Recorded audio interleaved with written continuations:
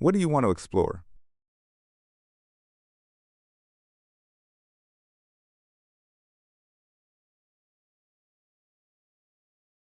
Ready to make something amazing?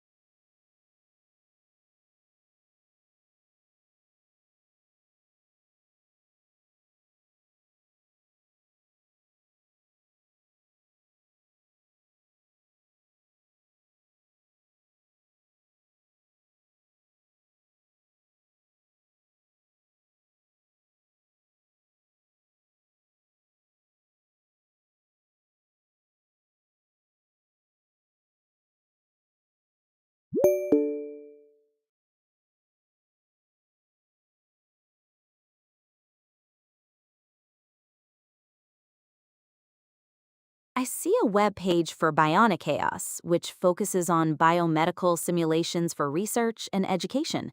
There are descriptions of EEG simulators, smartphone neck simulations, gait analysis simulations, and signal simulations. There's also an audio overview at the top of the page.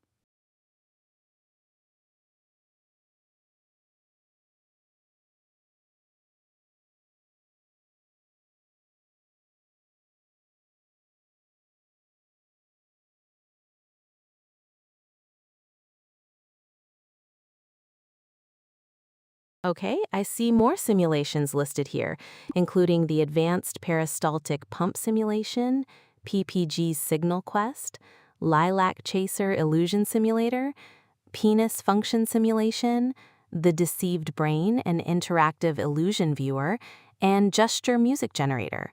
Do you want me to keep going?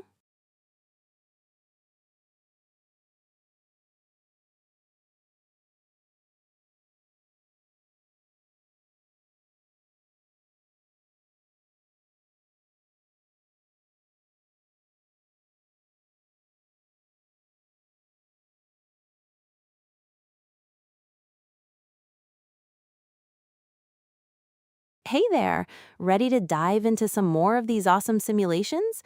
You can check out the interactive MRI simulation, the MRI synthetic brain generator, and the eigenfaces, the science behind facial recognition. It's all right here on bionichaos.com. Want me to keep scrolling?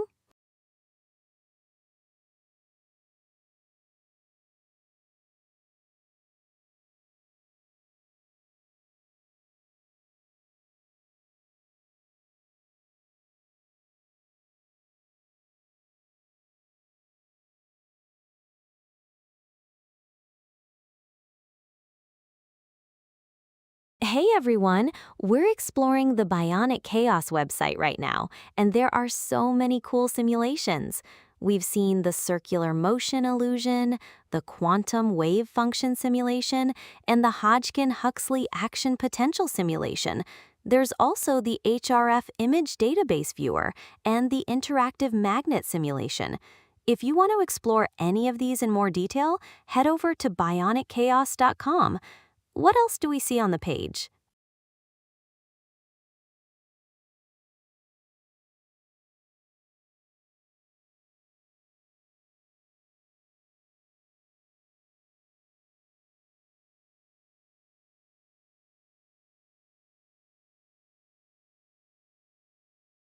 All right, still scrolling, and we've hit some really interesting ones. We've got the predictability versus creativity, a guide to deterministic and generative AI, the advanced hair cell simulation, and the interactive physiological signal visualization. Ever wonder how all that complex stuff works? These simulations can help you find out. Oh, and there's also the interactive TMS simulation and the Action Potential Architect interactive neuron simulation. Think about how amazing it is to be able to explore these complex processes virtually. Want me to keep going?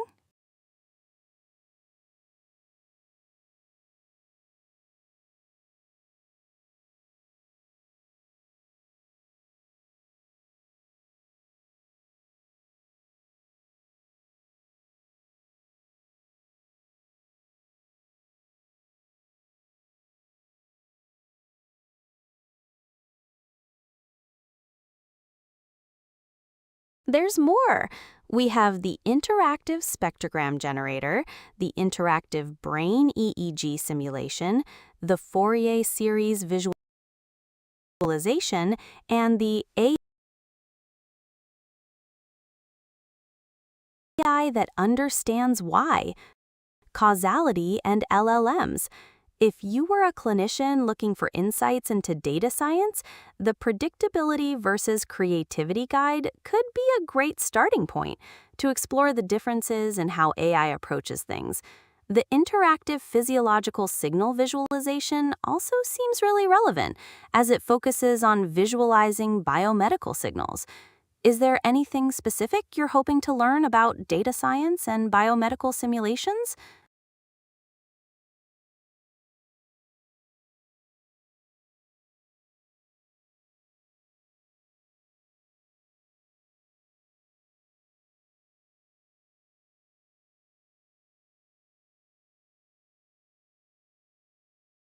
Look at these cool new simulations.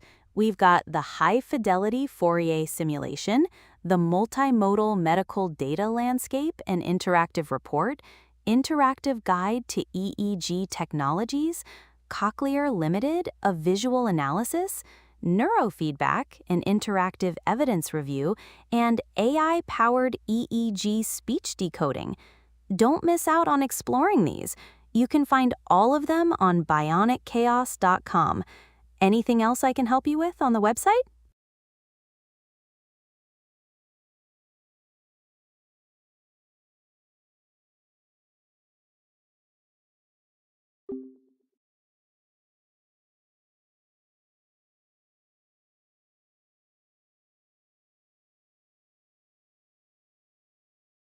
What do you want to explore?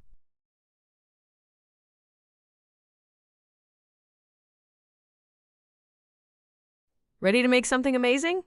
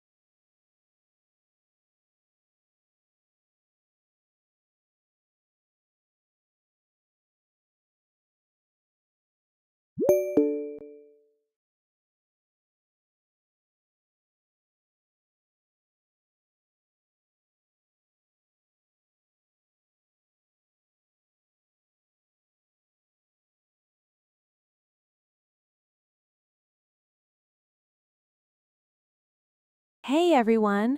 Check out this really cool website we're looking at, BionicChaos.com. It's got some interesting articles about medical data and biomedical technology. For instance, there's a report on the multimodal medical data landscape, a guide to EEG technologies, an analysis of Cochlear Limited, an evidence review on neurofeedback, and a piece on AI-powered speech decoding. It sounds like they cover some fascinating areas related to the brain and medical technology. So, as you're exploring this, maybe think about questions like, what are the implications of multimodal medical data on healthcare? Or how could EEG technologies advance our understanding of the brain? What advances do you think are most exciting in the field of neurofeedback? And what kind of societal impact could AI-powered speech decoding have? Let us know what you find interesting about the site.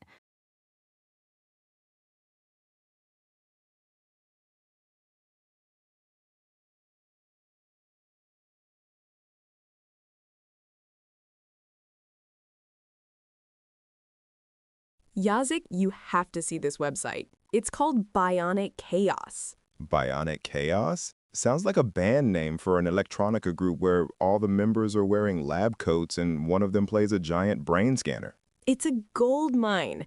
It's a platform for biomedical data tools and simulations. I'm talking Advanced EEG Signal Simulator, Interactive MRI Simulation. Hold the phone. I'm scrolling. Wait. Right between Interactive Guide to EEG Technologies and the Deceived Brain and Interactive Illusion Viewer, there's the Penis Function Simulation Educational Tool. Yes, the educational tool. A cornerstone of the curriculum, apparently. Visualize processes like erection, urination, and ejaculation with real-time feedback. Misha, the data scientist, is this the kind of real-time feedback you're working with? Are you building a predictive model for chaotic erection events? Is there a confusion matrix for the prostate? It's about anatomy and physiology, Yazik. It's scientific visualization. Just as the Hodgkin-Huxley action potential simulation models the neurons firing, this one models other firing. It democratizes complex biological processes. Look, let's talk about the serious chaos, the data visualization tools. Fine. Serious chaos. Hit me with the heavy data, but I'm going to bookmark the penis function simulation as future stand-up material, ejaculation metrics. Right. They have this great visualization called the Datasaurus Dozen visualization.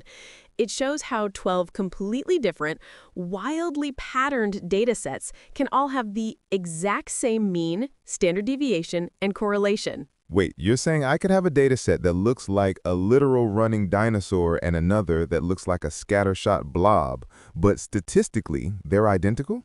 That's like me statistically being a well-adjusted person, but visually, I'm wearing mismatched socks and arguing with the traffic cone. Exactly. It proves that if you rely only on summary statistics, you're missing the entire narrative of the data. You have to see the pattern. It's the whole philosophy of bionic chaos.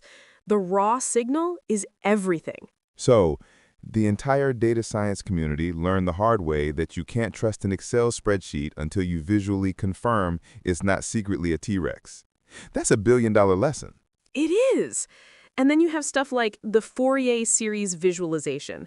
You can draw any complex shape, and the tool shows how it's recreated by a sum of rotating vectors, epicycles. It's the deep math of decomposition. Epicycles. So complex reality is just a bunch of fancy circles chasing each other. That explains the lilac chaser illusion simulator. Is the lilac chaser just the universe's most efficient use of epicycles? Fundamentally, yes. The site is a perfect reflection of its name. It's the beautiful, structured, bionic systems of the body presented with the interactive, slightly absurd chaos of the web. It's science that doesn't take itself too seriously, which is the only kind I trust. I agree. Any scientist who's smart enough to build an advanced peristaltic pump simulation and then also thinks, you know what this site needs? A 3D model of a catheter is my kind of person. They understand that a little chaos is the key to engaging the messy human brain. It keeps the data interesting. Now, if you'll excuse me, I'm going to run a PCA on the synthetic brain MRI generator. And I'm going to adjust the back pressure effects on the peristaltic pump for science.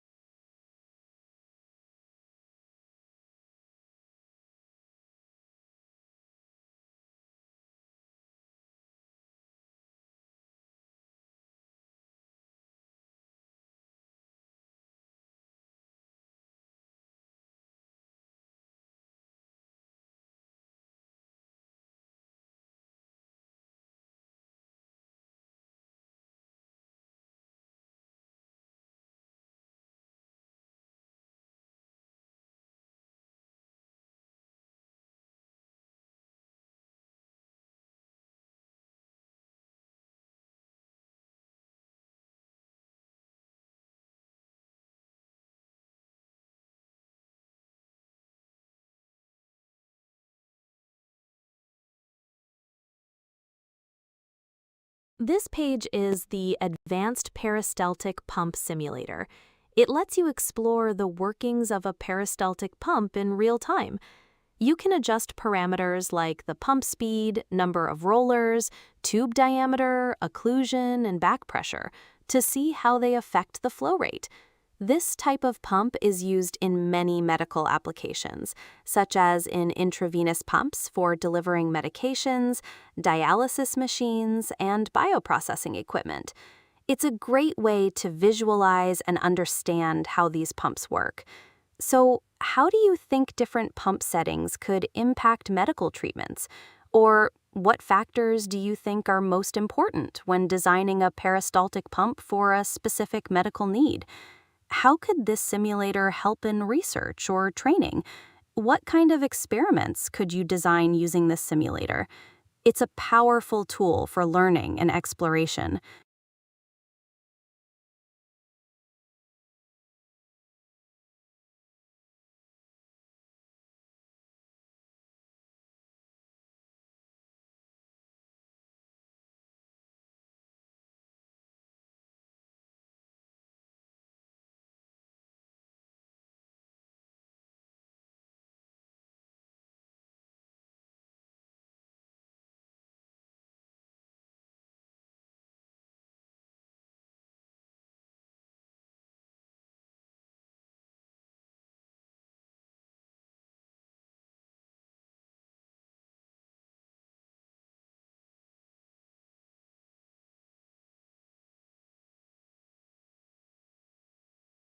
This is the Advanced Peristaltic Pump Simulator on BionicChaos.com.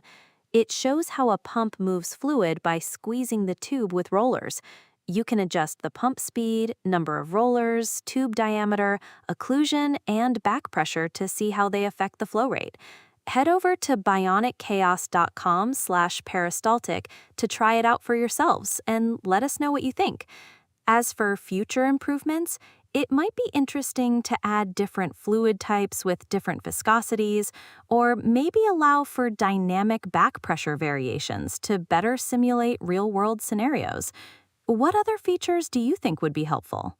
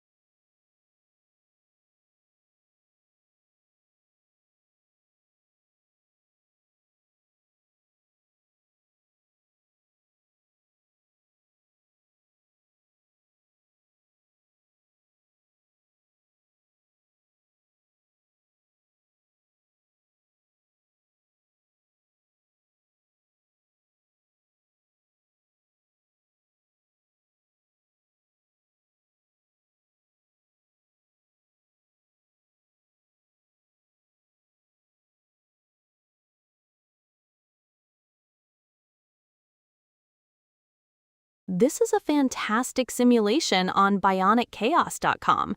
Viewers, we encourage you to go play around with the settings and see what happens to the flow rate. Maybe you could try finding the perfect combination of pump speed and occlusion for a specific flow. Let us know what you find in the comments. As for other similar web applications, you might find simulations of chemical reactions or electrical circuits similarly engaging, or perhaps something that models the spread of a disease or the outcome of a physics experiment. It really depends on what kind of processes you're most interested in exploring. Are there any particular fields you'd like to see a simulator for?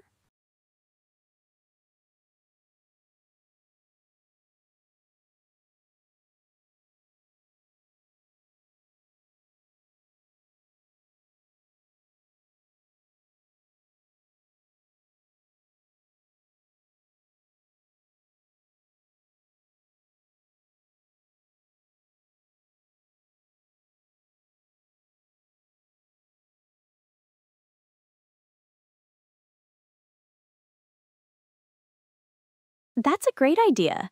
A simulation of an electrical circuit, like a biomedical signal amplifier, would be very useful and similar to this peristaltic pump simulator. It would allow people to experiment with different components and see how they affect the signal amplification in a safe and interactive environment. Would you like me to brainstorm some specific features for a biomedical signal amplifier simulation?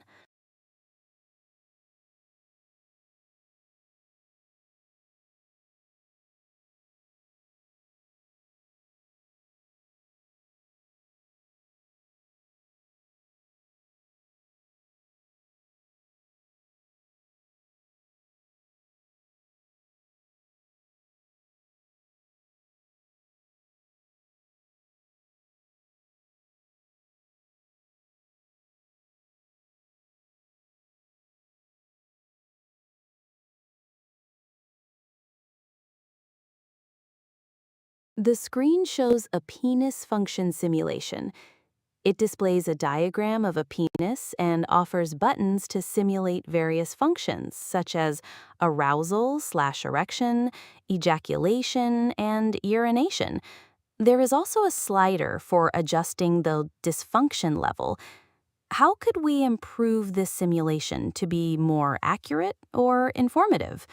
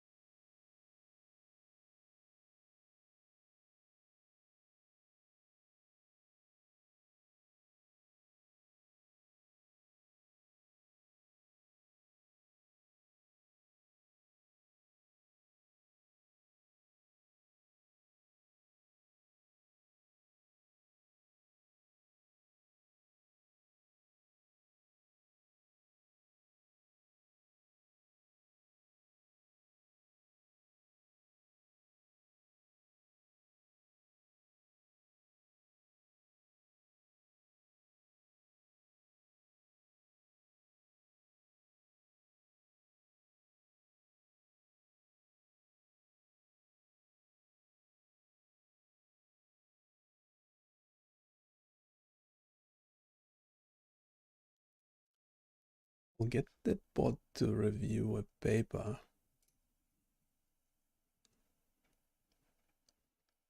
So it did generate a conversation between two data scientists, one meant to be funny.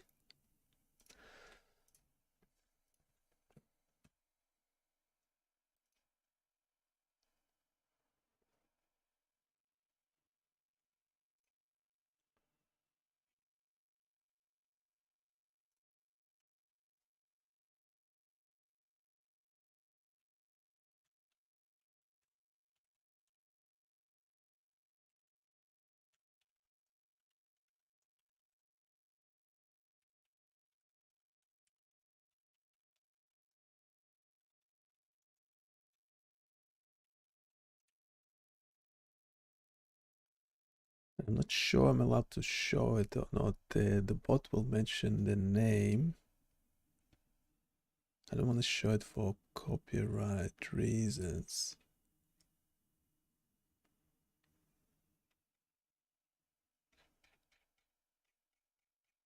I have to show one of the images. One of the images.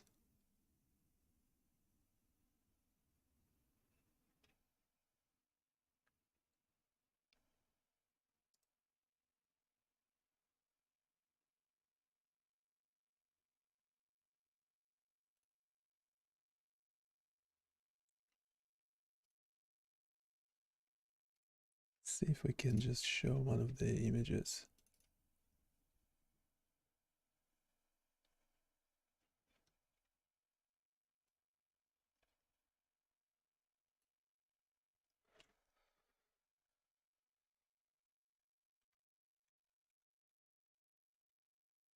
Yes, one of the images from the paper.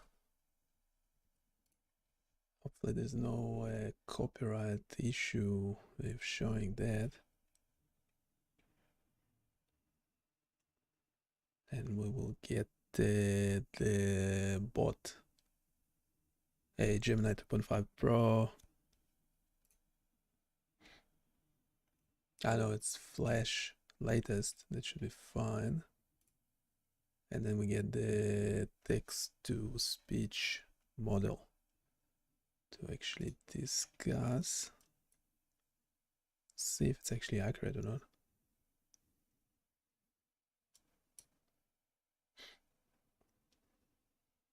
We'll have another one with the other figures. Have another one with the other figures. I'll stop talking once it's ready. It should just start playing the conversation.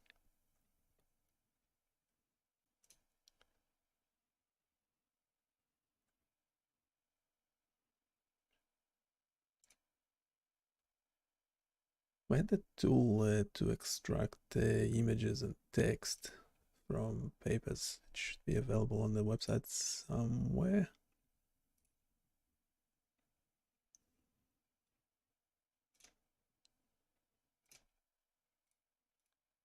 You're staring at your screen with that intense, I just found a neural network that can predict the perfect cup of coffee look. What esoteric paper has captured your data scientist's soul this morning? It's a goldmine, Hozik. Afzal et al. 2025. They're using vision transformers, or VIT, to classify electrographic seizures from intracranial EEG, or IEEG, recordings, specifically from patients with the NeuroPace RNS system. Wait, a vision transformer? Isn't that the technology that recognizes cats and decides if a hot dog is, in fact, a hot dog? You've turned someone's internal brainwaves into a meme identifier for epilepsy? That's beautifully absurd. The signals are first converted into a time-frequency spectrogram, essentially turning raw brain data into an image. That's the key. The VIT is then trained on these images to distinguish seizure activity from non-seizure baseline. They hit 96.8% accuracy on the test set. So the brain is speaking in code, and the VIT is translating the static into a high-res photograph of chaos. But why VIT? Why not a good old-fashioned convolutional neural network, a CNN? Are CNNs now considered old-fashioned, like flip phones? Because of the self-attention mechanism, CNNs are great at local feature extraction, like spotting a very tight, defined squiggle. But seizures are dynamic events. They have long-range dependencies and require global contextual information across the entire time-frequency image. Ah, the VIT has a better memory than the CNN. The CNN is the guy who says, "This last 5 seconds looks bad." The VIT is the one who says, "Wait, I saw a subtle frequency shift 30 seconds ago, and I'm connecting it to this full-blown gamma burst now." It's a pattern.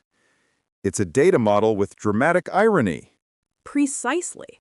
It allows the model to dynamically weigh and relate information across all time points in the input sequence, which is critical for capturing the narrative of seizure dynamics. They prove this by outperforming both ResNet 50 and a standard 2D CNN baseline on the clinical validation data. Okay, but how do we know the VIT isn't just a very confident guesser? This is where I need to see the receipts. That's the best part, the explainability analysis. They used attention maps. When the VIT was highly confident in a seizure prediction, its attention was highly focused on specific high-frequency bands in the spectrogram, which is exactly what epileptologists look for in focal seizures. So focused attention equals brain on fire. And conversely, for non-seizure classifications, the attention was diffuse, spread out across the entire spectrogram. No single hotspot of chaos to focus on. It's essentially building a statistical profile of boredom. That is the most relatable finding in all of deep learning. High-confidence seizure equals sharp, specific focus. Non-seizure baseline equals unfocused, scattered attention. I believe I have now fully personified a VIT attention map during my set breaks. The real-world application here is massive, Hozik. Clinicians currently have to manually review thousands of hours of IEEG recordings. It's labor-intensive, costly, and prone to fatigue-related inconsistencies. This VIT model is a tool to filter, classify, and aid that review process efficiently. It's the ultimate time saver. By turning complex brain electricity into a simple, classifiable image, they've built a scalable assistant. The Vision Transformer is now a highly specialized, non-fatigued, and extremely accurate secretary for the human brain. And for that, I raise my mug of coffee. Cheers to the chaos being structured by algorithms. Chaos, but with 95.8% accuracy. That's the dream. Yes, when they're doing the score, you can see more of a difference between the good old ResNet, convolutional neural net, and the new model, whatever. I don't know, what is it, 86 million parameters? Hope not. I have to check. Yeah, the difference is not as visible when you just look at the accuracy. Well, primarily because we the ResNet already doing comparable results. Yeah, those would not be significantly lower, would they? The ResNet should be much more straightforward to run.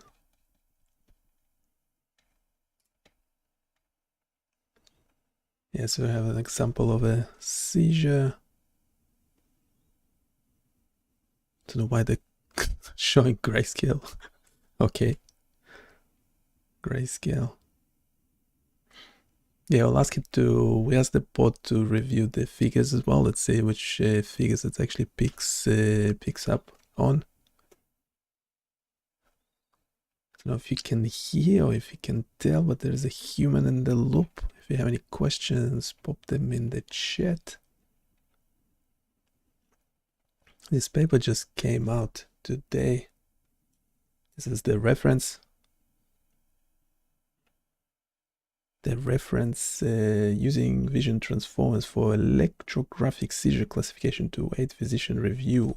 of intracranial electroencephalography recordings. Did I pronounce it correctly? How many likes do I get for the pronunciation? So using the NeuroPace RNS, very specific system, so it would not be actually comparable to anything else. So if you want to replicate the results, you need that specific implant. I don't know what that bit there is. Don't remember seeing it before. I have an example of a seizure.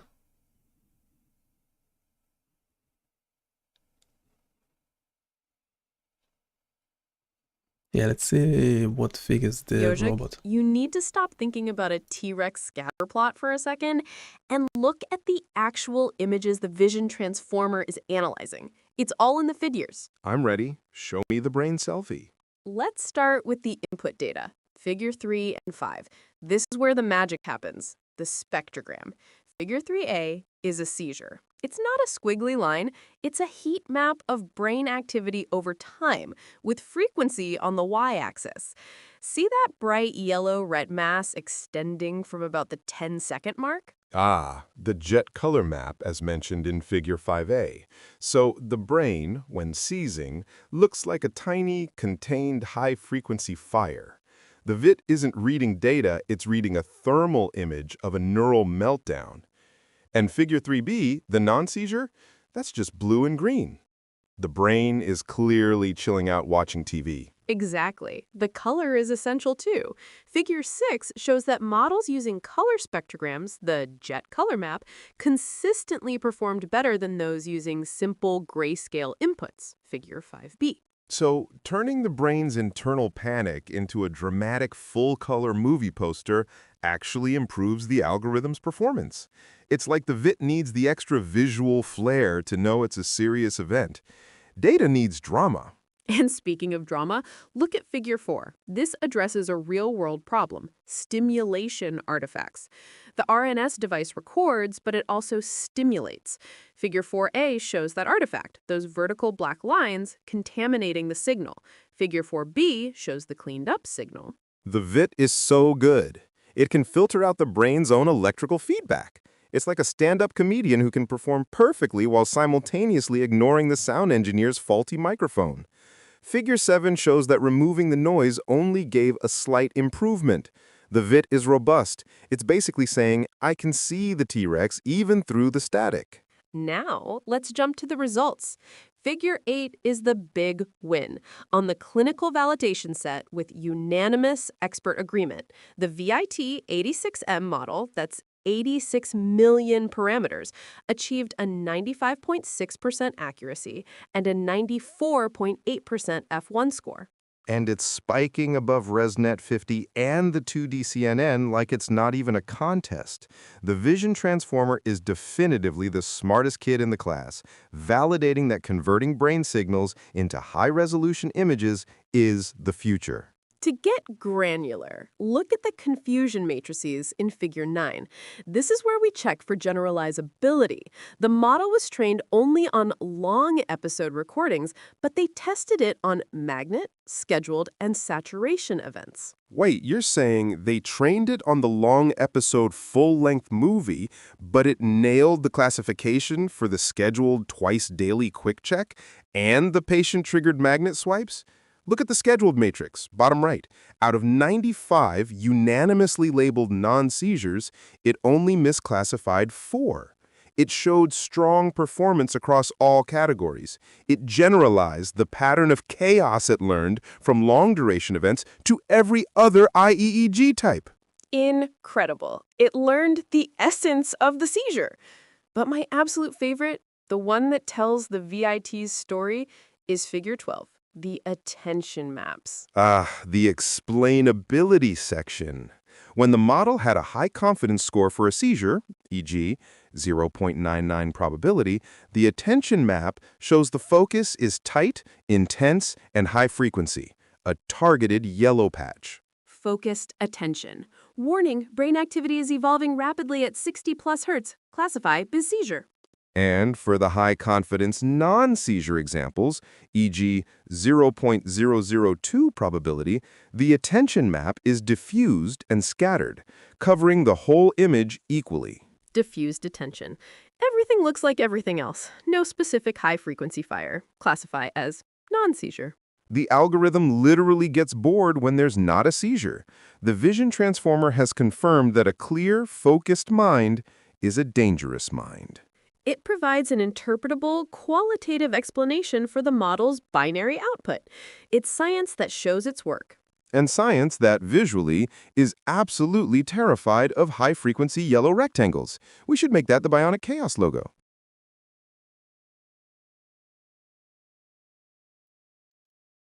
Okay, not sure about that. We're not changing the logo.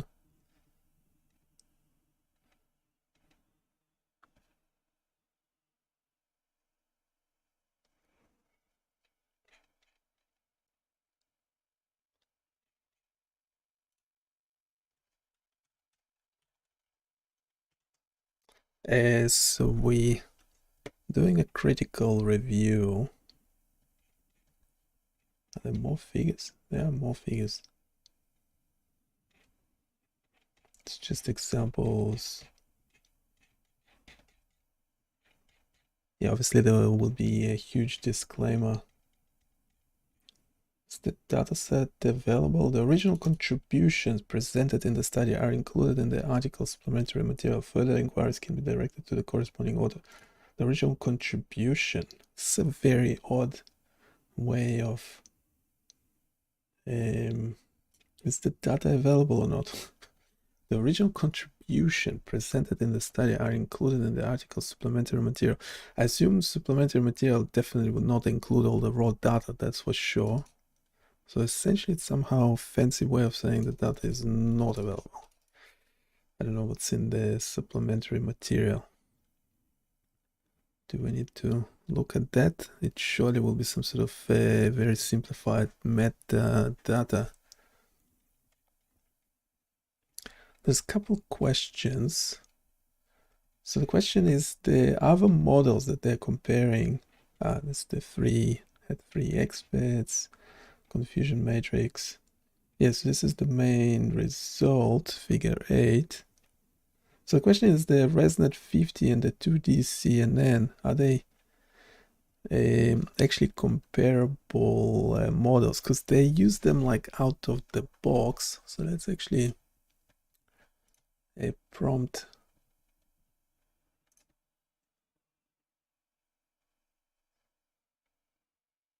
Okay, so we want to continue the critical review of the results in the paper. The main result, I guess, is figure 8. If there are any other major results, do let us know. But essentially, the three models, the ResNet 50 and the 2D CNN, are probably just out of the box and they were not fine-tuned specifically for this dataset. I don't know, can we find what do you think? Or can we find any evidence for specific fine-tuning in the text? But essentially the suspect is that the VIT, whatever, the 86 million parameters, which is a crazy number by itself. We need to actually do like a parameter reduction. I don't know if it was done or not, to explain, you know, how the model is actually doing the classification, the seizure, non-seizure. Also, they're just doing classification, right? They're not trying to do prediction. So it's just the detection of seizures at this stage. Or did they mention prediction as well in the text of the paper? But essentially, I suspect the VIT, this highly performance model, was actually fine-tuned to this dataset. So that could be why it's doing so much better. Potentially, I don't know if it was tried or not, you could get the same results with a much simpler model, but that is fine-tuned to the specific dataset. And also another thing, if you can tell if the raw data for this to replicate the result is available or not. I think I suspect not.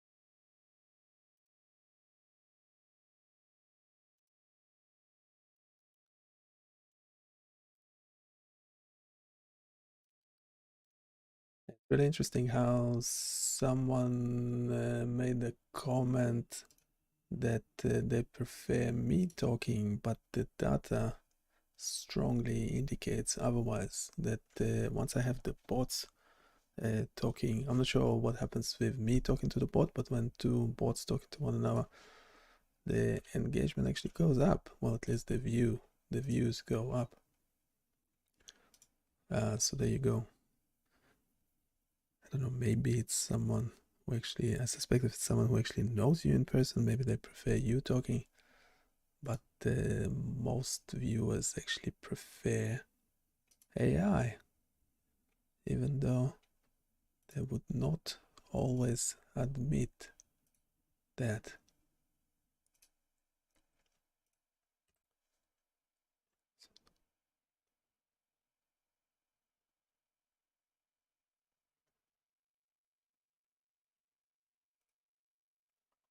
And yeah, everything we do eventually appears on BioniChaos.com. Go check the website, provide your feedback. It will make us very happy.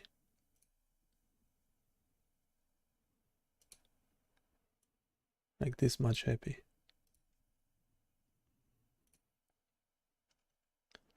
Some things don't fit on the page.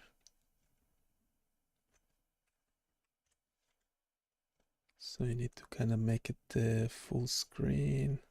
Then it kind of fits. Then it kind of fits. Let me know if you want me to cover any of those other tools on the site. Change them, improve them.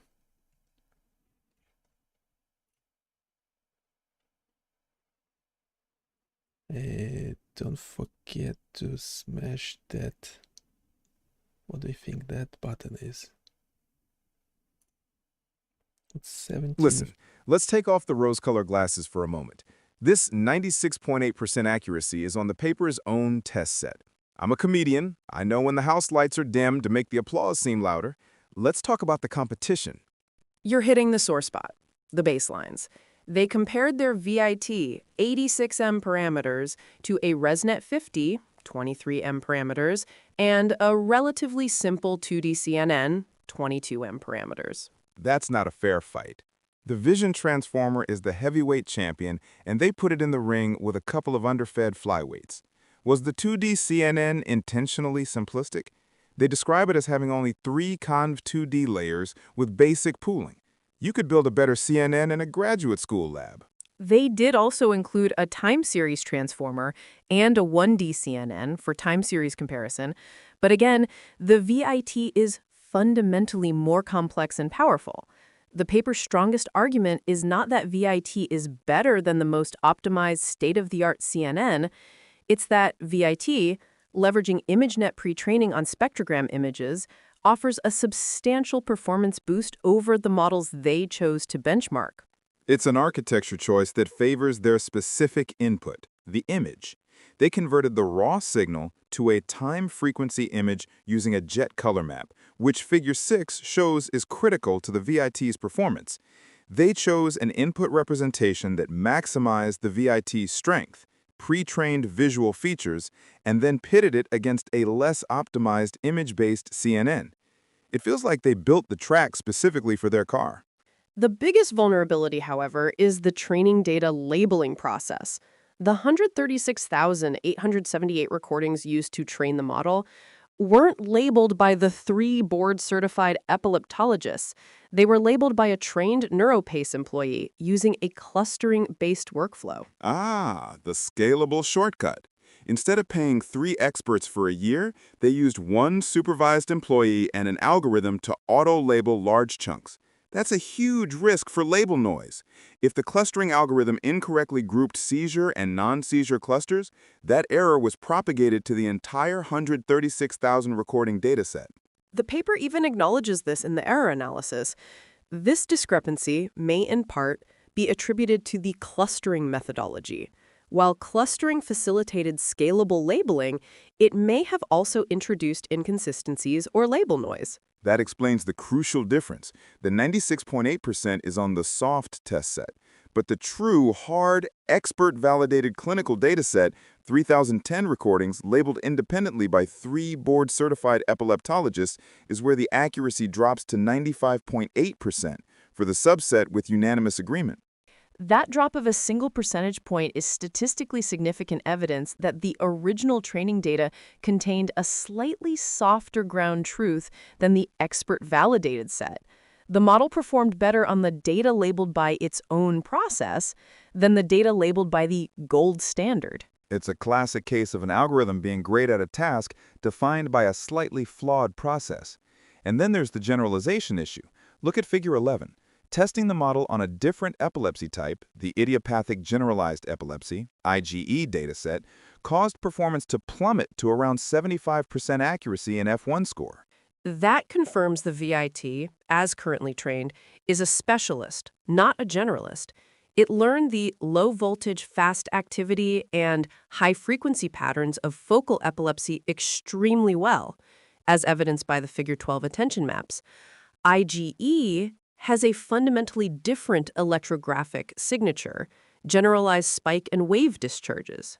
So the VIT is a brilliant diagnostician for one specific type of brain fire, but when you show it a different type of fire, it just shrugs and gives you a C-. The claim of generalizability is only partially met. Overall, it's a breakthrough in VIT architecture application, demonstrating the power of visual pre-training on time-frequency data. But its stellar accuracy numbers should be viewed with a grain of salt, given the simplified baselines, the dependence on image input, and the inherent label noise introduced by the scalable clustering-assisted labeling process. So a phenomenal concept with an Achilles heel made of clustered and propagated errors. Data science, never a dull moment.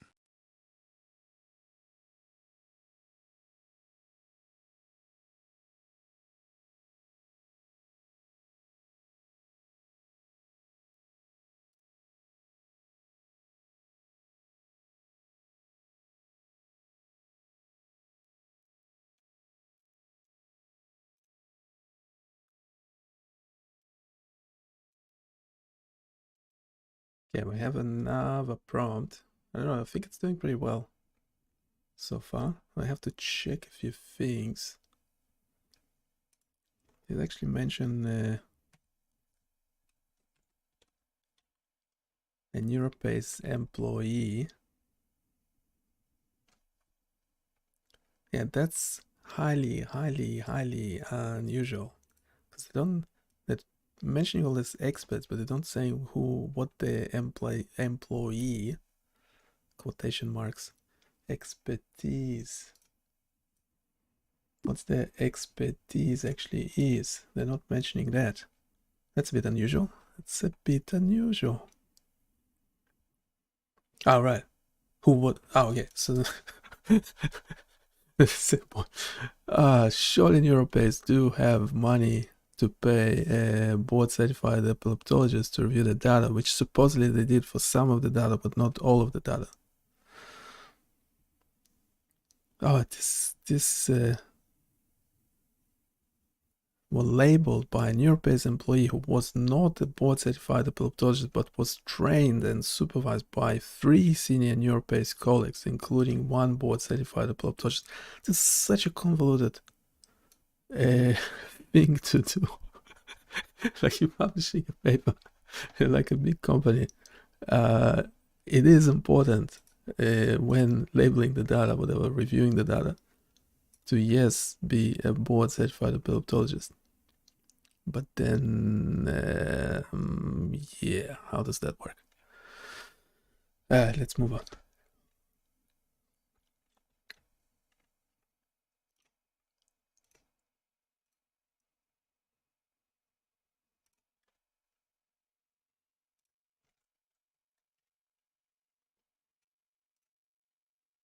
Anyway, we have another review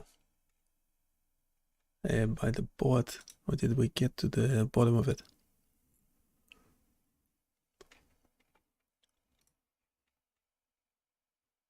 Yeah, I'm not sure about that one.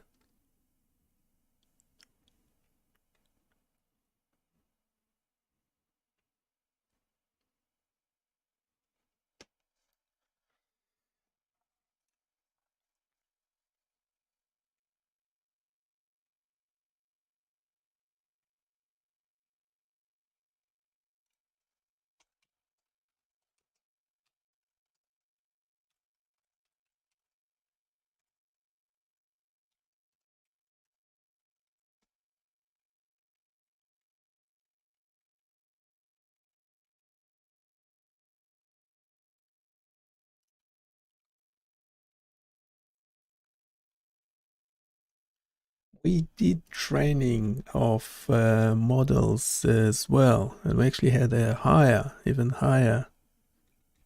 If we will be able to find it. It was a while back.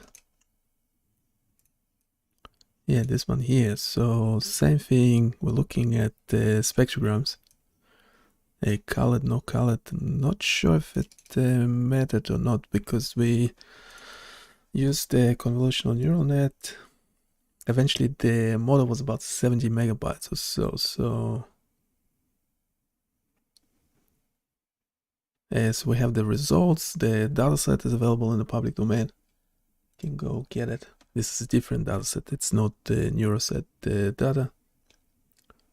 And we got to essentially even higher accuracy on this 600 images, seizure, non-seizure. So the seizure is what you see there, with that kind of shape. You can kind of see it there. Yeah, so if you're new to keeping plants, try something like a snake plant or ZZ plant. They're pretty easy to take care of. Manual tuning. That's the scientific euphemism for we babied the VIT until it worked perfectly on the specific dataset, but we treated the other models like they were rental cars. The VIT was clearly the favored child, benefiting from aggressive, targeted optimization that the baselines likely didn't receive. And the parameter cog critique is even stronger when you consider the VIT 49M variant. Ah, the medium-sized sedan. Where is its performance on the main test set? In Table 3, the VIT 49M with color input achieved an average test accuracy of 96.0%. The VIT 86M achieved 96.8%.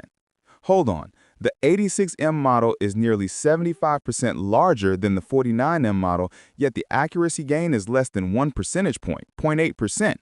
That's the definition of over-engineering. The authors proved that the computational cost of the giant model is completely unjustified for the minimal performance benefit. They could have published a paper on the VIT 49M and saved on cloud computing bills, but they wanted the highest number for the abstract. It is a classic cost-benefit failure. The 49M model is the clinically viable option that they effectively sidelined. But let's remember the task itself. This is all about classification, seizure detection. It's retrospective. It tells the physician, a seizure happened here. And that is a significant limitation on the model's ultimate clinical utility. The gold standard for epilepsy management isn't knowing what happened, it's knowing what's going to happen. Exactly. The paper even admits it in the discussion. The question of whether there are signal patterns predictive of upcoming seizures, seizure forecasting, is an important area for future work. This VIT is excellent for cleaning up the data review backlog, but it's not an implantable alarm system to avert the next event. The title should be Using Vision Transformers for Electrographic Seizure Detection, which is still only a fraction of the problem. And the real, final test of scientific rigor, reproducibility. Is the data or the code available to anyone who wants to replicate this 96.8% miracle? No. The data availability statement is the standard academic gatekeeper. It says, further inquiries can be directed to the corresponding author. Translation, you get the text, we keep the secret sauce. There is no publicly available code repository, no link to the data splits, and certainly no mention of the precise manual tuning steps they used. Given the label noise from the clustering process, the simplified baselines, and the over-parameterized winning model, the inability to replicate this outside of NeuroPace's system is the single most critical flaw. It's a fantastic proof of concept for the VIT architecture in neurophysiology, but the methodology leaves the door open wide for skepticism regarding the apples-to-apples comparison and the sheer cost of the winner. Yeah, there's a few. Yeah, now that we know the details, yeah, so there's different VIT models with different types of, with different millions of parameter numbers. You have 49 color grayscale, didn't show any difference. And then you have the VIT 86 million parameters, which showed like a slight increase in difference in performance. So, yeah. I'm pretty sure if you fine-tune the ResNet 50 correctly, you could have get better results as well. So yeah, lots of questions. There's another main thing.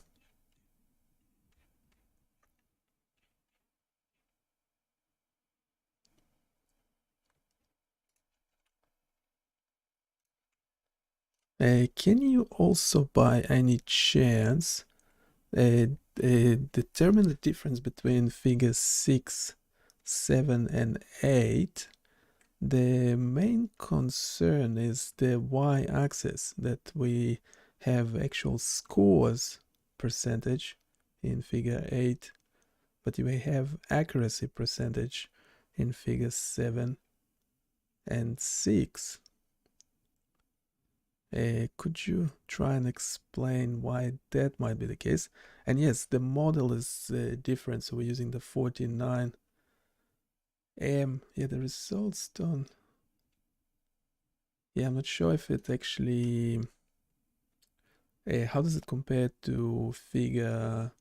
Sorry, to table. I think it's 3. Yeah, how does it compare to table 3? Is there any issues, major issues there, or I'm just hallucinating?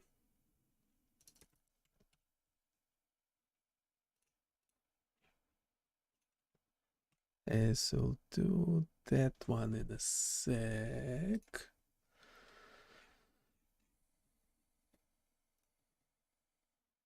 Yeah, over engineering. Yeah, this table does suggest over engineering. Considering you doubling the number of parameters, but you're only marginally increasing the performance. That's yeah, that would be in the textbook, a definition for over engineering.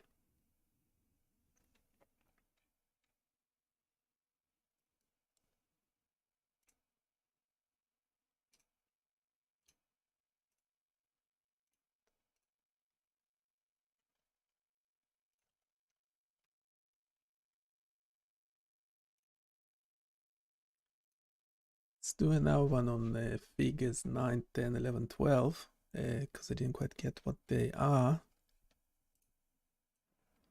Why my gain always going down? I don't understand.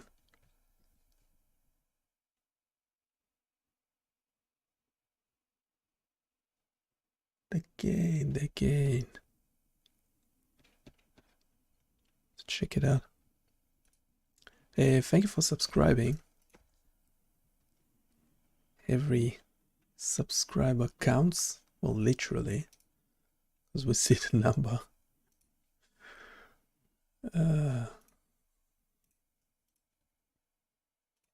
That's not funny. That's not funny at all.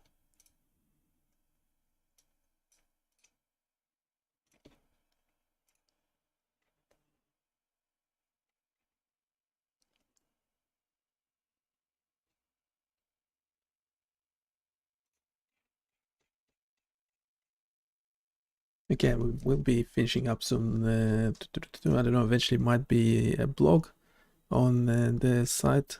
Maybe not, maybe just leave it as a video. Don't know, what do you think? everything we do eventually appears on the website. This is we're mainly focusing on simulations like this that actually doing something interesting or less interesting.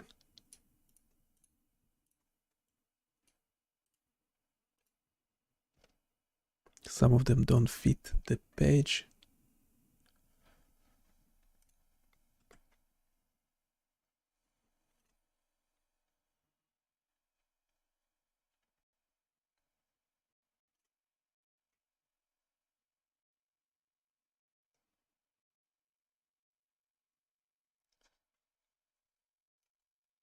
Someone in the comment to a recent video was complaining that there's too much AI talking. Well, data strongly suggests that viewers actually prefer AI than my own voice. Do let me know if you recognize what this button is, because that's the one you have to go and smash. That is obviously the like. Ooh, it's too fast. The like button. Can go check this tool, see how many vectors, what's the minimum number of vectors you need to replicate the image. So for 7 might be not enough. Would 11 be enough? Or get kind of something more artistic. 18? Yeah, 18 is more than enough. 18 is more than enough. And then you can see all the vectors working really hard to try and replicate the image as close as possible.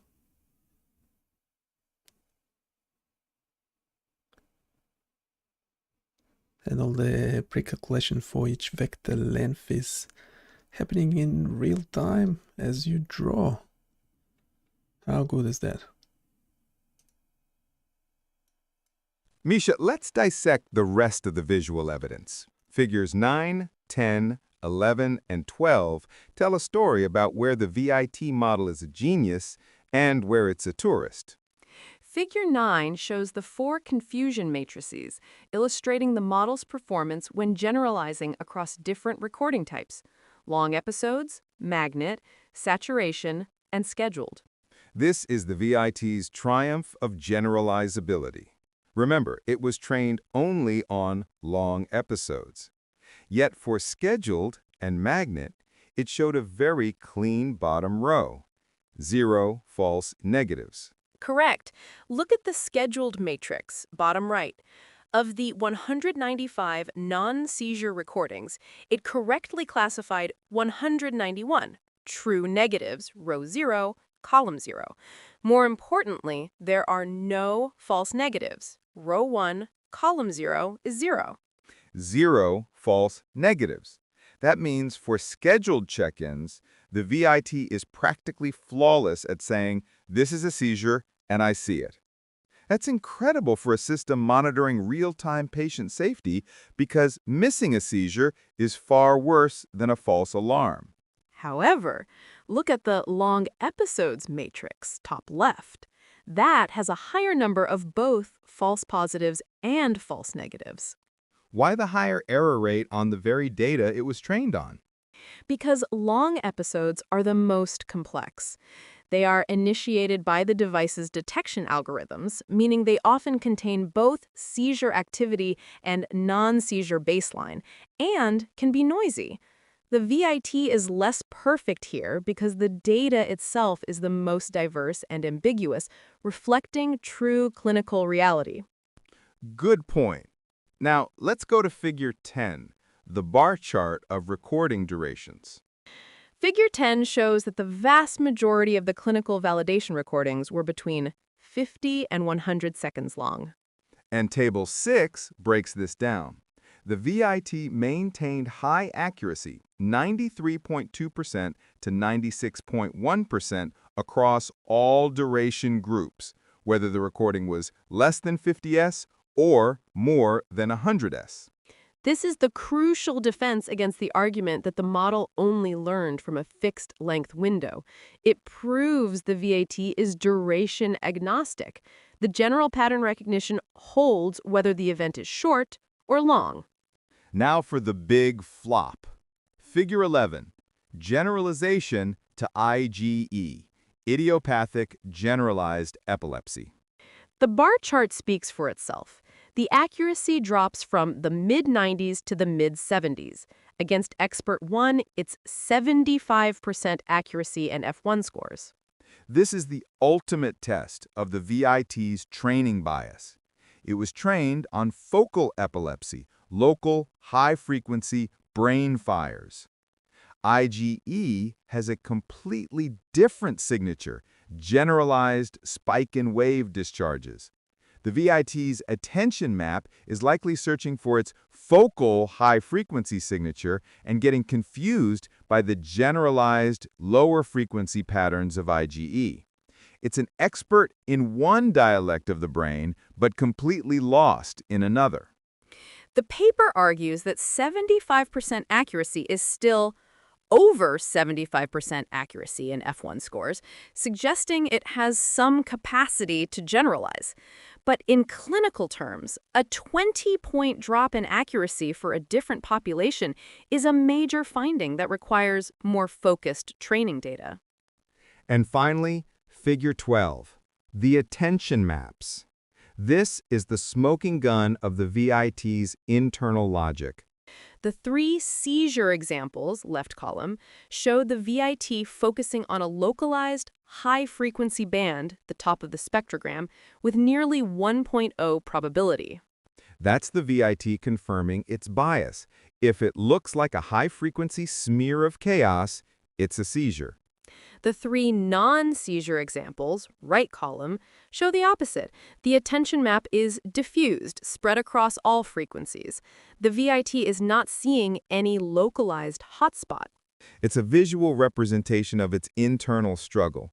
It's searching for the focal fire it was trained on. When it can't find it, it reports a non-seizure, with high confidence. This figure is the best part of the paper. It makes the black box white, but it simultaneously exposes the VIT's fundamental bias towards the patterns in its training data. A powerful tool, but one that only sees the world through the lens of a focal epileptologist.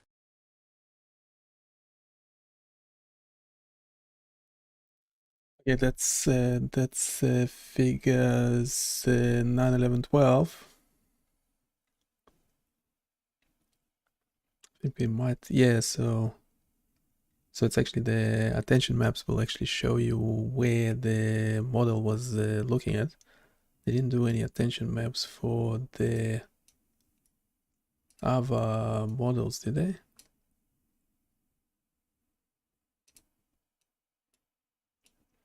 Yeah, their model, I think it just refers to the VIT 86 million parameters. And we'll do another review where we talk about parameter reduction, if there was any done or not. I suspect not.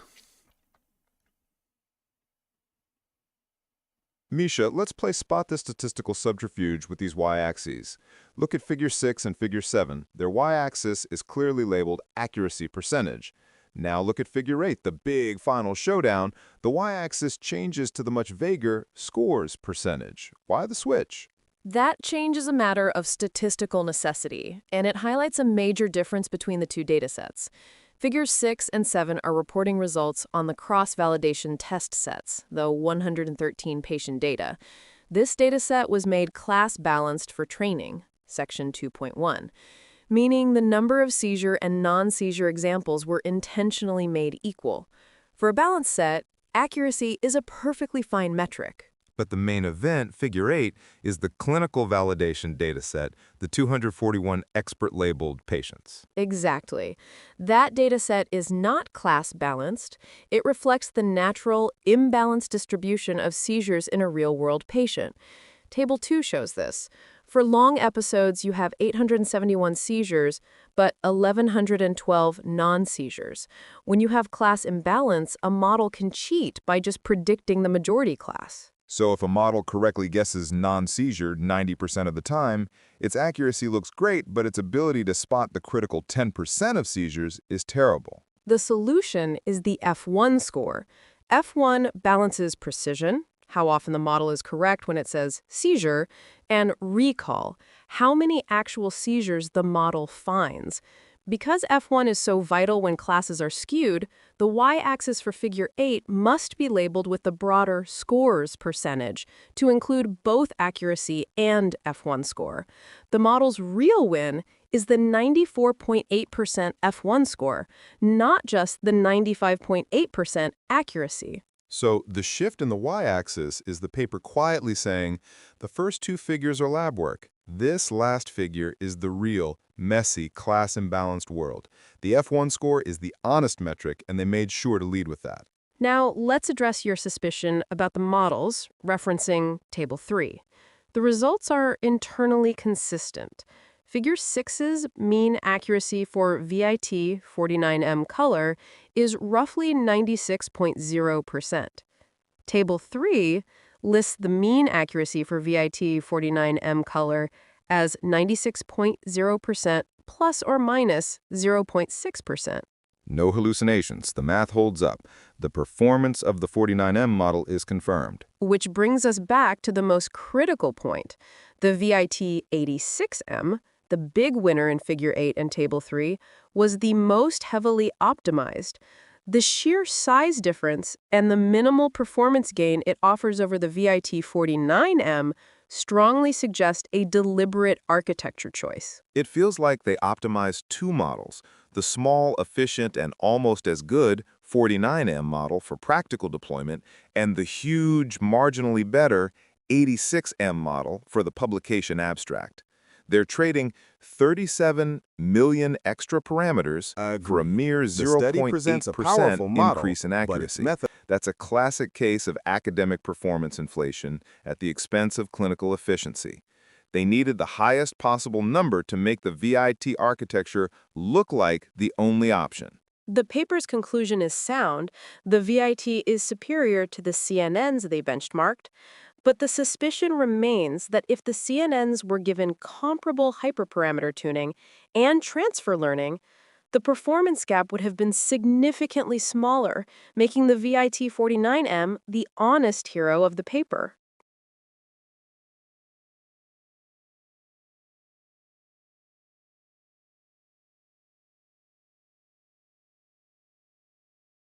Yeah, so 49, considering like the almost half the parameters, would have been a much better model, considering it has very similar performance results.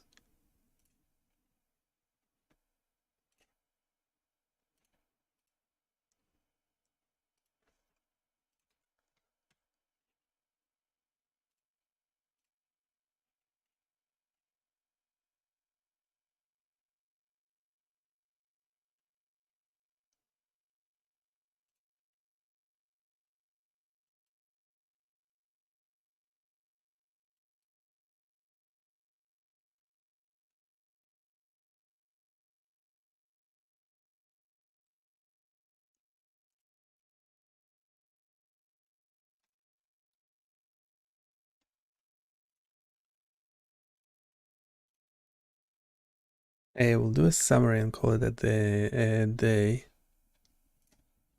Let me know if there's any questions, pop them in the chat.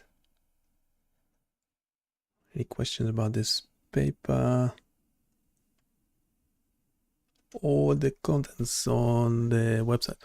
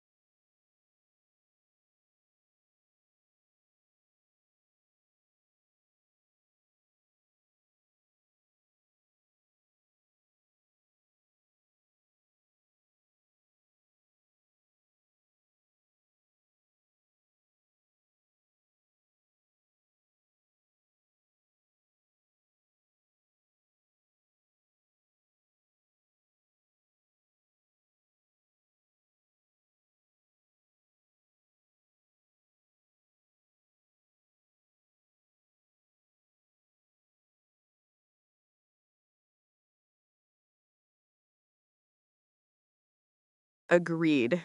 The study presents a powerful model, but its methodology has several vulnerabilities that weaken the strength of its core claims. Summary of major critical issues in the VIT-IEEG classification study. 1. Flawed benchmarking and over-parameterized winner. Unfair competition. The VIT-86M was pitted against significantly smaller and likely less optimized baseline models, ResNet 50 at 23M and 2D-CNN at 22M. This does not prove the VIT architecture is inherently superior, only that a heavily optimized, massively parameterized model outperforms simpler ones. The over-engineering trap.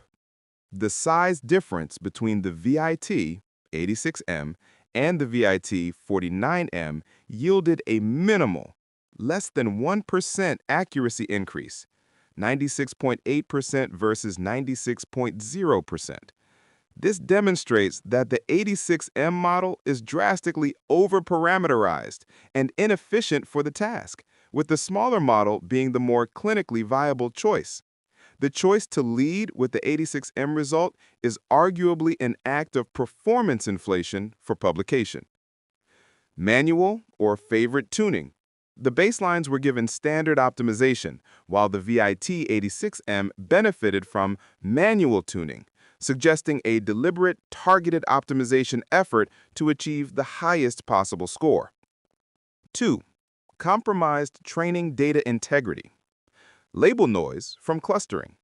The massive 136,878 recording training set was not labeled by board-certified epileptologists, but by a NeuroPace employee using a clustering-based workflow. The paper admits this process likely introduced label noise and inconsistencies into the training data. Soft versus hard ground truth. The model performed better on its own test set, labeled using the noisy clustering process, 96.8% accuracy, than on the independent, expert-labeled clinical dataset, 95.8% on the unanimous subset. This is evidence that the model learned the biases of the soft ground truth in the training data. 3. Limited generalizability and clinical scope. Classification, not prediction. The model performs seizure detection or classification, retrospective, a seizure happened, which is a valuable tool for review but falls short of the gold standard for patient safety, seizure forecasting or prediction, prospective, a seizure is about to happen. The paper acknowledges this as a major area for future work. Failure on new populations. The dramatic performance drop from the mid-90s to around 75% accuracy when tested on the idiopathic generalized epilepsy dataset confirms the VIT is a specialist trained to recognize the focal, high-frequency patterns of the training data and struggles with other distinct epilepsy signatures like generalized spike and wave. 4. Reproducibility and interpretation concerns. Non-reproducible methodology. There is no publicly available code or data repository. The data availability statement directs inquiries to the authors. This lack of transparency, especially given the custom and potentially biased labeling and tuning steps, makes independent verification of the results impossible. Input dependence. The model's success is heavily tied to the initial step of converting the raw signal into a full-color time-frequency spectrogram, Figure 6, demonstrating a reliance on visual features learned from ImageNet rather than robustness to the raw spectral data itself. In short, the paper is a landmark for applying VIT to IIEG, and the attention maps, Figure 12, are a brilliant piece of explainability. But the data prep, model selection, and final accuracy claim are all compromised by choices that prioritize a high published number over statistical rigor and cost efficiency. A fantastic model, Misha, but a flawed experiment. It's like a joke with a brilliant punchline that requires a convoluted, heavily edited setup. It lands, but you have to ignore all the sweat equity.